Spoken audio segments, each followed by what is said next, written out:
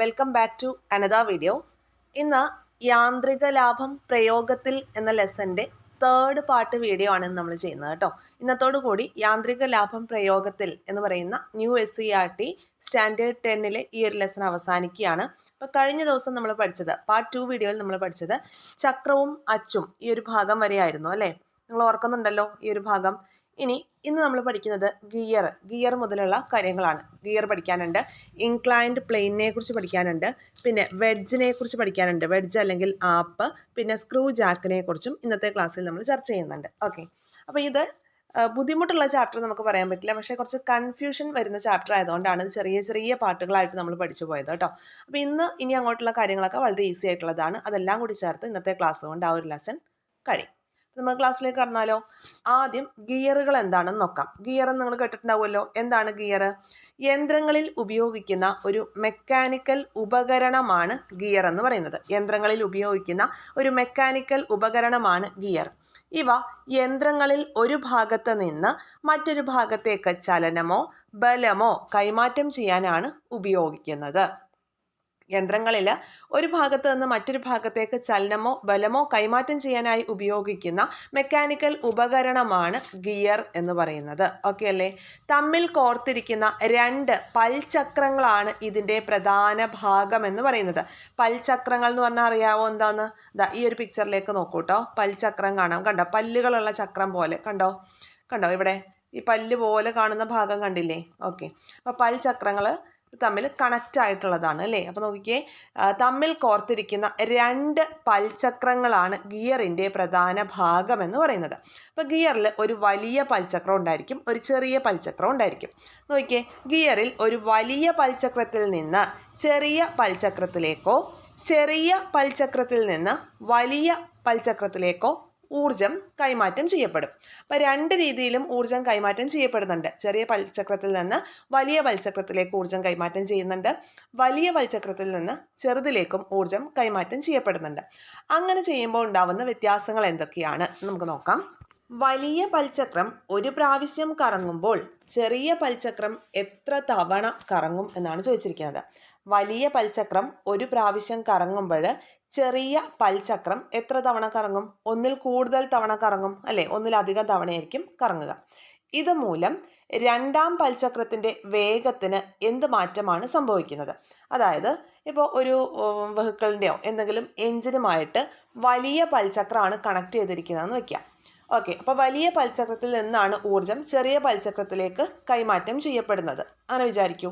അങ്ങനെയാകുമ്പോൾ ഈ വലിയ പൽചക്രം ഒരു പ്രാവശ്യം കറങ്ങുമ്പോഴേക്കും ചെറിയ പൽചക്രം ഒന്നിൽ കൂടുതൽ തവണ കറങ്ങും. അതായത് സ്പീഡ് കൂട്ടാനാണ് നമ്മൾ ആ ഒരു രീതിയിൽ പൽചക്രം ഉപയോഗിക്കുന്നത്. വലിയ പൽചക്രത്തിൽ നിന്ന് ചെറിയ പൽചക്രത്തിലേക്ക് ഊർജം കൈമാറ്റം ചെയ്യപ്പെടുന്നത് ഊർജം കൂട്ടാനുള്ള ഉദ്ദേശത്തോട് കൂടിയിട്ടാണ് നമ്മൾ അങ്ങനെ യന്ത്രങ്ങൾ പ്രവർത്തിപ്പിക്കുന്നത്. മനസ്സിലാവുന്നുണ്ടോ? അപ്പോൾ വലിയ പൽചക്രം ഒരു പ്രാവശ്യം കറങ്ങുമ്പോൾ ചെറിയ പൽചക്രം ഒന്നിൽ കൂടുതൽ തവണ കറങ്ങി സ്പീഡ് കൂട്ടുന്നു.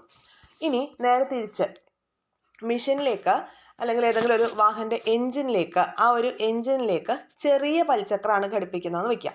ചെറിയ പൽചക്രത്തിൽ നിന്ന് വലിയ പൽചക്രത്തിലേക്കാണ് ഊർജം കൈമാറ്റം ചെയ്യപ്പെടുന്നതെങ്കിൽ ചെറിയ പൽചക്രം ഒരു തവണ കറങ്ങുമ്പോൾ ഈ വലിയ പൽചക്രം എത്ര പ്രാവശ്യം കറങ്ങും? ഒരു പ്രാവശ്യം കറങ്ങുമോ? ഇല്ല. അത് അതിൻ്റെ പല്ലുകളുടെ എണ്ണത്തിന് ആനുപാതികമായിട്ടായിരിക്കും അല്ലേ? ചെറിയ പൽചക്രം കറങ്ങുന്ന അത്രയും ഒരു ഭ്രമണം ചെറിയ പൽചക്രം പൂർത്തിയാക്കുന്നുണ്ടെങ്കിൽ വലിയ പൽചക്രത്തിന് അവിടെ ഒരു ഭ്രമണം പൂർത്തിയാക്കാനായിട്ട് സാധിക്കില്ല. മനസ്സിലാവുന്നുണ്ടോ ഈ പറയുന്നത്? ഇവിടെ നോക്കൂ, മിക്ക വാഹനങ്ങളുടെയും എഞ്ചിനുമായിട്ട് ഒരു പൽചക്രം ഘടിപ്പിച്ചിട്ടുണ്ട്. ഈ പൽചക്രം ടയറുകളിലേക്ക് ചലനം കൈമാറ്റുന്ന അച്ചിലെ വ്യത്യസ്ത വലിപ്പമുള്ള പൽചക്രങ്ങളുടെ സജ്ജീകരണവുമായി ഘടിപ്പിച്ചിരിക്കുന്നു. വാഹനത്തിൻ്റെ വേഗം കൂട്ടാൻ എഞ്ചിനുമായി ബന്ധിപ്പിച്ച പൽചക്രത്തെ വാഹനത്തിൻ്റെ ടയറിനെ കറക്കാൻ സഹായിക്കുന്ന ചെറിയ പൽചക്രവുമായി ബന്ധിപ്പിക്കണമെന്ന് മനസ്സിലായല്ലോ. എന്തെങ്കിലും മനസ്സിലായോ? ഒന്നുകൂടി ഞാൻ ഏറ്റവും സിമ്പിളായിട്ട് പറയാം. വാഹനത്തിൻ്റെ വേഗം കൂട്ടാനാണ് ഉദ്ദേശിച്ചിരിക്കുന്നതെന്ന് വയ്ക്കാം. വാഹനത്തിൻ്റെ സ്പീഡ് കൂട്ടാനാണ് ഉദ്ദേശിച്ചിരിക്കുന്നത്.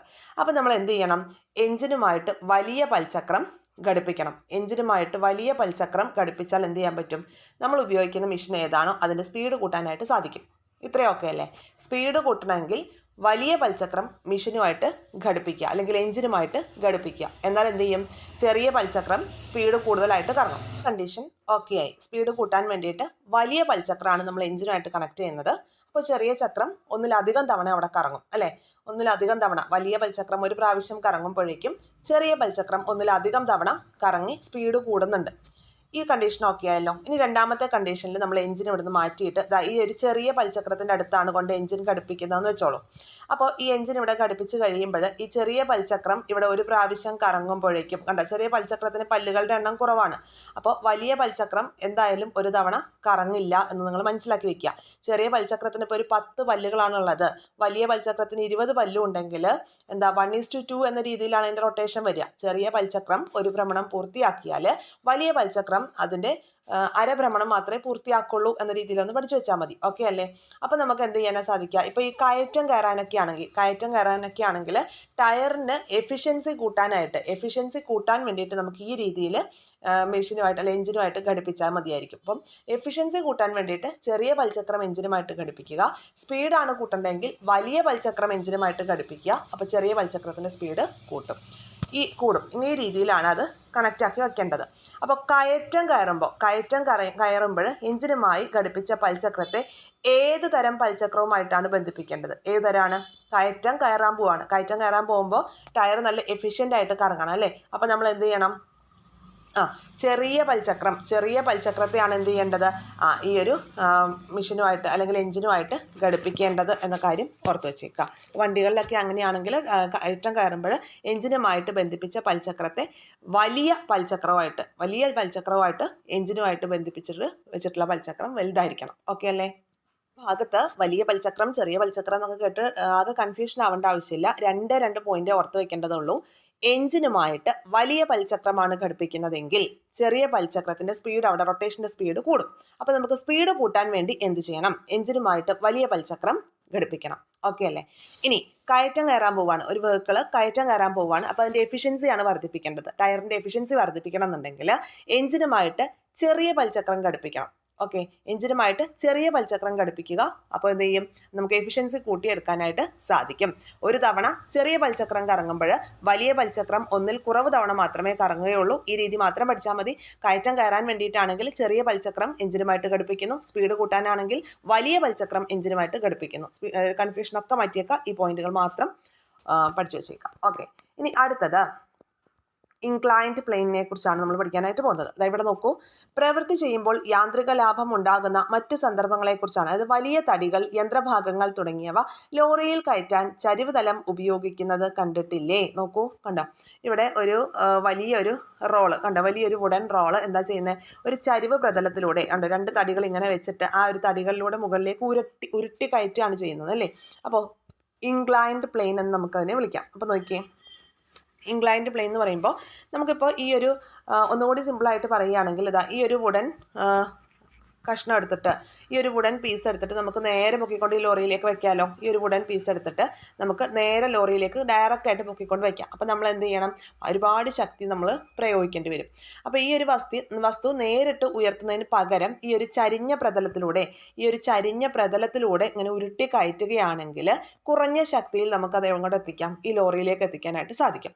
അതിന് വേണ്ടിയിട്ട് ഉപയോഗിച്ചതാണ് ഈ ചരിവ് പ്രതലം എന്ന് പറയുന്നത്. അപ്പോൾ ഈ ചരിവ് പ്രതലത്തിൻ്റെ നീളം നമ്മളിങ്ങനെ കൂട്ടി കൊടുക്കുകയാണെന്ന് വെച്ചോ. ചരിവ് പ്രതലത്തിൻ്റെ നീളം കൂടുന്നതിനനുസരിച്ച് വസ്തുവിനെ മുകളിലേക്ക് നീക്കാൻ വേണ്ടുന്ന ശക്തി കുറയും എന്നുള്ളതാണ് മനസ്സിലാക്കേണ്ടത്. ഓക്കെ, ചരിവ് പ്രതലത്തിൻ്റെ നീളം കൂടും തോറും നമ്മൾ ഈ ഒരു വസ്തു മുകളിലേക്ക് ഉരുട്ടി കയറ്റാൻ വേണ്ടുന്ന ആ ഒരു ശക്തി നമുക്ക് കുറവ് മതി എന്നുള്ളതാണ്. ഓക്കെ അല്ലേ?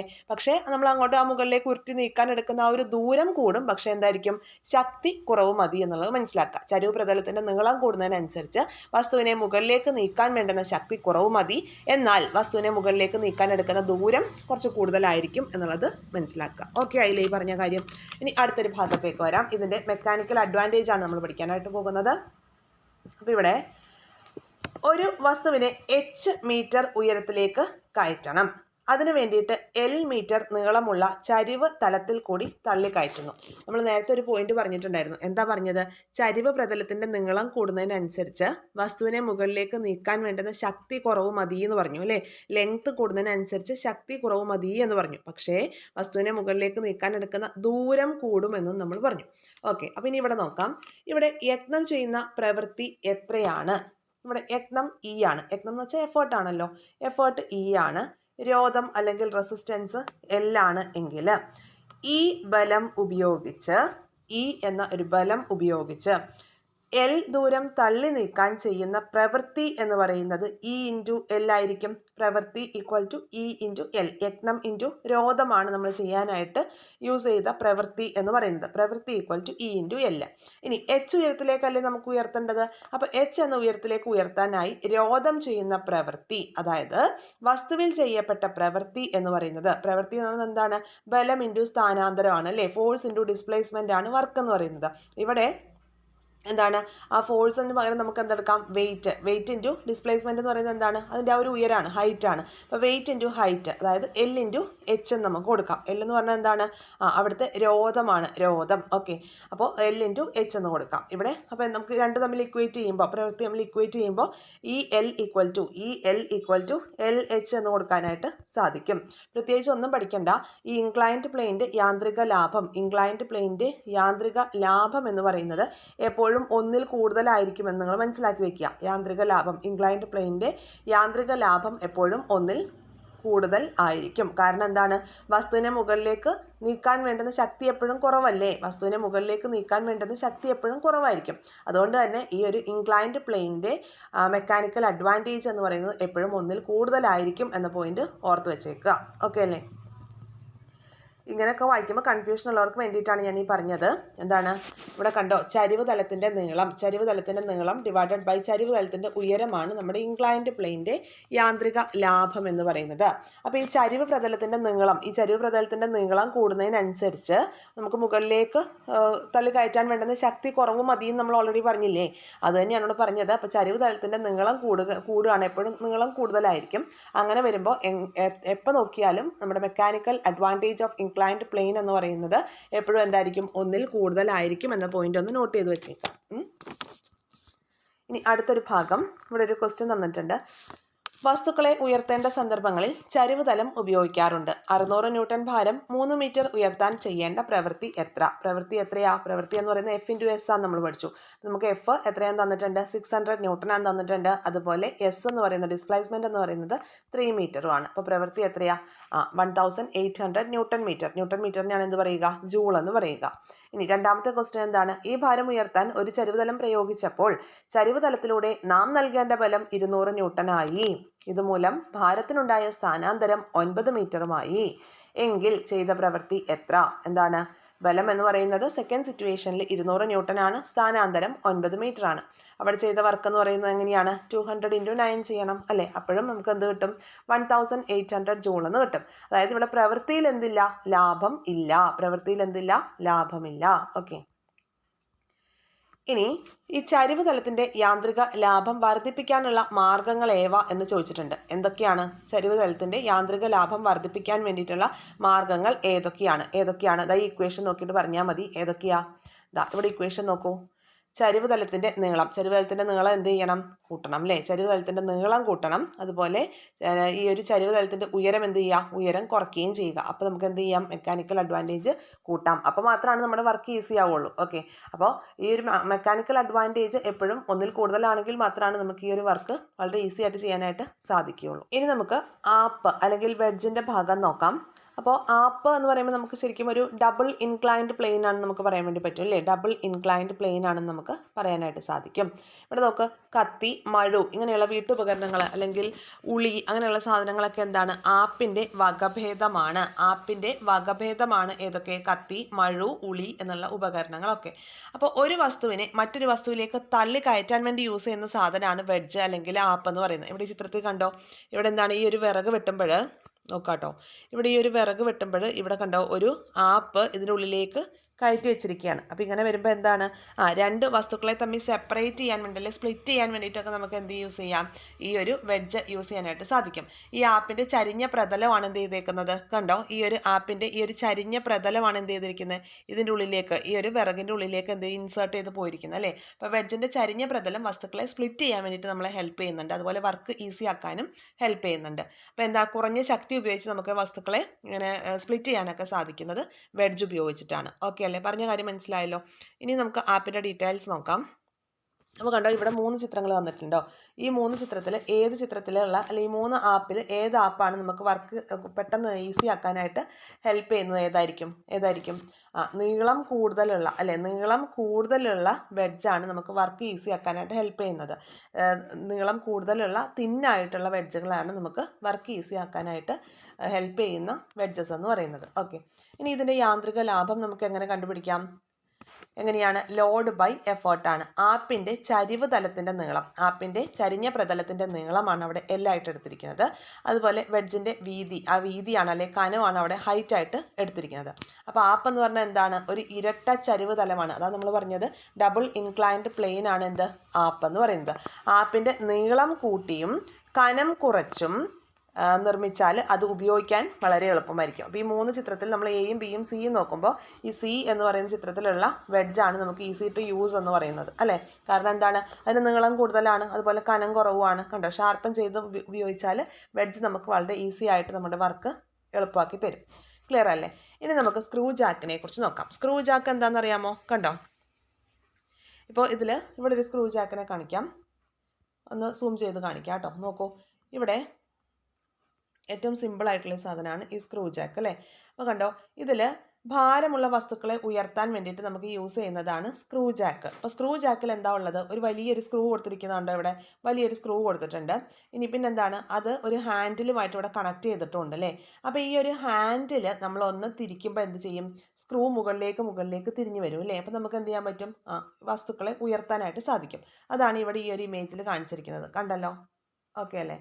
അപ്പോൾ ഇനി നമുക്കിതിൻ്റെ ഡീറ്റെയിൽസിലേക്ക് നോക്കാം. സ്ക്രൂ ജാക്കിൻ്റെ പിരികൾ തിരിയുമ്പോൾ വാഹനം ഉയരുന്നത് എങ്ങനെയാണ് ഭാരമുള്ള വസ്തുക്കളെ ഉയർത്താനാണ് സ്ക്രൂ ജാക്ക് യൂസ് ചെയ്യുന്നത്. അപ്പോൾ അതിൽ ഈ സ്ക്രൂ എന്ത് ചെയ്യും, നമ്മൾ ഹാൻഡിൽ കണക്ട് ചെയ്തിരിക്കുന്ന ആ ഒരു ഹാൻഡിൽ വെച്ച് നമ്മൾ റൊട്ടേറ്റ് ചെയ്യുന്നതനുസരിച്ച് സ്ക്രൂ മുകളിലേക്ക് ഉയർന്ന് വന്ന് ഓരോ പിച്ചും കൂടി വന്ന് ഭാരമുള്ള വസ്തുക്കളെ കുറഞ്ഞ ശക്തി ഉപയോഗിച്ച് പൊക്കി നിർത്താനായിട്ട് സാധിക്കുമെന്നുള്ളതാണ് നമ്മൾ മനസ്സിലാക്കേണ്ടത്. ഓക്കെ, ഇനി ഇതിൻ്റെ യാന്ത്രിക ലാഭം കണക്കാക്കുന്നത് എങ്ങനെയാണ്, ചരിവ് തലത്തിൻ്റെ നീളം ഡിവൈഡഡ് ബൈ ചരിവ് തലത്തിൻ്റെ ഉയരം എന്ന രീതിയിലാണ് കേട്ടോ. L/H ആയിരിക്കും.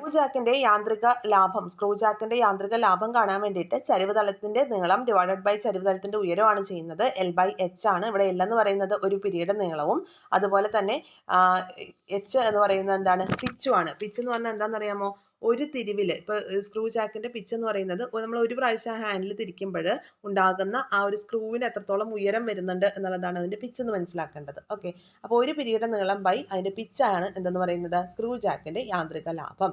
ഇവിടെ നോക്കൂ, 8 മീറ്റർ നീളമുള്ള ചരിവ് തലത്തിലൂടെ 600 കിലോഗ്രാം വെയിറ്റ് ഭാരം 4 മീറ്റർ ഉയരത്തിലേക്ക് കയറ്റുന്നു. യാന്ത്രിക ലാഭം കണക്കാക്കാനാണ് പറഞ്ഞിരിക്കുന്നത്. അപ്പോൾ ഇവിടെ ചരിവ് തലത്തിൻ്റെ യാന്ത്രിക ലാഭം കണക്കാക്കാൻ വേണ്ടി എന്ത് ചെയ്താൽ മതി, ചരിവ് തലത്തിൻ്റെ നീളം ഡിവൈഡഡ് ബൈ ഉയരമാണ് ചെയ്യേണ്ടത്. നീളം നമുക്ക് 8 മീറ്റർ തന്നിട്ടുണ്ട്, ഉയരം 4 മീറ്റർ തന്നിട്ടുണ്ട്. അപ്പോൾ യാന്ത്രിക ലാഭം 2 ആണ്. നമ്മളോട് യാന്ത്രിക ലാഭം കാണാൻ പറഞ്ഞു, നമ്മൾ യാന്ത്രിക ലാഭം കണ്ടു അല്ലേ. ചരിവ് തലത്തിൻ്റെ നീളം ഡിവൈഡഡ് ബൈ ഉയരം ചെയ്തപ്പോൾ നമുക്ക് എന്ത് കിട്ടി, 2 എന്ന് കിട്ടി. യാന്ത്രിക ലാഭത്തിന് യൂണിറ്റ് ഇല്ല, നമ്മൾ ഓൾറെഡി പഠിച്ചിട്ടില്ലേ. ഇനി എന്താ ചെയ്യേണ്ടത്, ഈ ഒരു ചരിവ് തലത്തിലൂടെ പ്രയോഗിക്കേണ്ടി വന്ന ബലം എന്ന് പറഞ്ഞാൽ നമ്മൾ കൊടുക്കുന്ന ആ ഒരു എഫേർട്ടാണ്, യത്നമാണ്. അപ്പോൾ യത്നമാണ് കാണേണ്ടത്. അപ്പോൾ യാന്ത്രിക ലാഭം 2 ആണെന്ന് നമുക്കറിയാം. രോധം എന്ന് പറയുന്നത് ഇവിടെ എത്രയാണ്, 600 കിലോഗ്രാം വെയിറ്റ് ആണ്. 600 കിലോഗ്രാം വെയിറ്റ്, ആ ഒരു 600 കിലോഗ്രാം വെയിറ്റ് ഉയർത്താൻ വേണ്ടിയിട്ട് നമ്മൾ കൊടുക്കേണ്ട ബലം എത്രയാണെന്നുള്ളതാണ് അല്ലേ. ചരിവ് തലത്തിലൂടെ കൊണ്ടുവരുമ്പോൾ നമ്മൾ കൊടുക്കേണ്ട ആ ഒരു ബലം എത്രയാണെന്ന് കണ്ടുപിടിക്കേണ്ടത്. അതായത് യത്നം കാണണം. യത്നം ഈക്വൽ ടു എന്ത് ചെയ്താൽ മതി, ഓക്കെ, ഈ ഒരു ഇക്വേഷൻ നമ്മൾ സബ്സ്റ്റിറ്റ്യൂട്ട് ചെയ്താൽ നമുക്ക് ആൻസർ കിട്ടും. 600/2 ചെയ്യുമ്പോൾ 300 കിലോഗ്രാം വെയിറ്റ് എന്ന് കിട്ടും. ക്ലിയർ അല്ലേ. അപ്പോൾ ഇത്രയുമാണ് ഈ ഒരു ചാപ്റ്ററിൽ നമ്മൾ പഠിക്കേണ്ട കണ്ടന്റ്. ഇതോടുകൂടി ഈ ഒരു ചാപ്റ്റർ കഴിഞ്ഞു. അപ്പോൾ ഇന്ന് നമ്മൾ എന്തൊക്കെ കാര്യങ്ങളാണ് പഠിച്ചത്? ഗിയർ പഠിച്ചിട്ടുണ്ട് അല്ലേ? ഗിയർ പഠിച്ചു. പിന്നെ എന്താ പഠിച്ചത്? ഇൻക്ലൈൻഡ് പ്ലെയിനെ കുറിച്ച് പഠിച്ചു. പിന്നെ വെഡ്ജ് പഠിച്ചു. സ്ക്രൂ ജാക്കും പഠിച്ചു. വളരെ ഈസി ആയിട്ടുള്ള കാര്യമാണ്. ഇത് കേൾക്കുമ്പോൾ നമുക്ക് എന്തോ വലിയ വലിയ കാര്യങ്ങളാണെന്ന് തോന്നും. നമ്മൾ നമ്മുടെ ലൈഫിൽ ഉപയോഗിക്കുന്ന ലഘു യന്ത്രങ്ങളെക്കുറിച്ചാണ് ഈ ഒരു ചാപ്റ്റർ പൂർണ്ണമായിട്ടും പറയുന്നത്. അപ്പോൾ ഈ ഒരു ചാപ്റ്റർ മനസ്സിലാക്കാൻ ഏറ്റവും ആദ്യം തന്നെ നമ്മൾ എന്ത് ചെയ്യണം? എന്താണ് first order levers, second order levers, third order levers എന്താണെന്നുള്ളത് മനസ്സിലാക്കണം. അത് കഴിഞ്ഞിട്ട് ഓരോ ലഘുയന്ത്രങ്ങൾ, ഏതൊക്കെ ലഘുയന്ത്രങ്ങളാണ് നമ്മൾ പഠിച്ചത്? കപ്പി പഠിച്ചിട്ടുണ്ടായിരുന്നു അല്ലേ? കപ്പി പഠിച്ചു. പിന്നെ അച്ചും ചക്രവും പഠിച്ചിട്ടുണ്ടായിരുന്നു. പിന്നെ ഇന്നത്തെ ക്ലാസ് നമ്മൾ പഠിച്ച ഗിയേഴ്സ് ഒക്കെ പഠിച്ചു അല്ലേ? പിന്നെ കപ്പികൾ തന്നെ 2 ടൈപ്പ് പഠിച്ചല്ലോ. എന്താണ്? ഫിക്സ്ഡ് പുള്ളിയും പഠിച്ചു, മൂവബിൾ പുള്ളിയും പഠിച്ചു. അത് രണ്ടും ഇമ്പോർട്ടൻ്റ് ആണ്. പ്രത്യേകിച്ച് അത് ഒന്ന് റിവിഷൻ ചെയ്ത് സെറ്റാക്കി വെക്കണം. ചെറിയൊരു കൺഫ്യൂഷൻ തോന്നുമെന്നേ ഉള്ളൂ, അല്ലാതെ ബുദ്ധിമുട്ടല്ല ഈ ഒരു ചാപ്റ്ററിലുള്ളത് കേട്ടോ. അപ്പോൾ നമ്മൾ 2-3 തവണ ക്ലാസ് കേട്ട് കഴിയുമ്പോൾ സെറ്റാവും. ക്ലാസ്സുകളൊക്കെ യൂസ്ഫുൾ ആവുന്നുണ്ടെങ്കിൽ ചാനൽ സബ്സ്ക്രൈബ് ചെയ്ത് സപ്പോർട്ട് ചെയ്യണം. ഷെയർ ചെയ്ത് ഫ്രണ്ട് സർക്കിളിലേക്ക് കൂടി എത്തിക്കുക. ലൈക്ക് ചെയ്യാനും ഹൈപ്പ് ചെയ്യാനും ഒന്നും വിട്ടുപോകണ്ട. താങ്ക്